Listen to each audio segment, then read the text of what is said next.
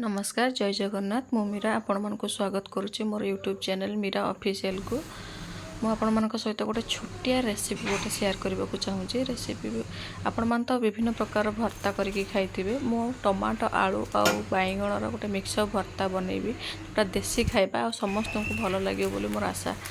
प्रथमे कौन करेंगे ना टमाटो आ बैगण को धोईदेवे। धोईकी जेहेतु मार्केट रू किणे एसी डस्ट थी तो धोईदेला परिष्कार कर पोछि देकी देहरे तेल लगेदेवे। आ बैगण को मझे कट देकी देहरे रसुण पुरईदेवे। आ बैगण टमाटो को सेकीदेवे। सेकी सारा पर आलू को आगुरी मुझे सिझेकी रखीदेची तो तापर मु कौन करुँची बैगण आउ टमाटो आलूर चकटिकी गोटे पेस्ट बनई दूची। तापर कौन करुँची पियाज काटिकी रखी कंचा लंका आ जो पोड़ी थी रसुण ता देहरु काढ़ी बैगण देहरु काढ़ी रखी।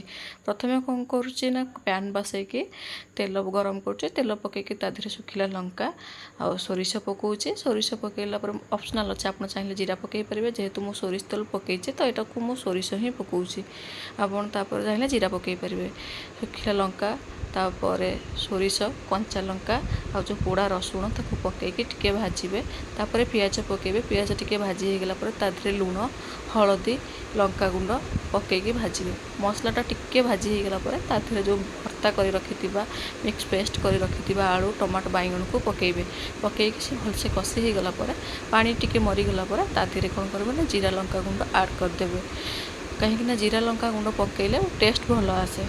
तो तापर आपन तापर टिके लेंबू चिपुड़ी। जेहेतु यहाँ को पखाल खाइबी तो मुझे लेंबू चिपुड़ी कहीं टेस्ट भल आसवाई।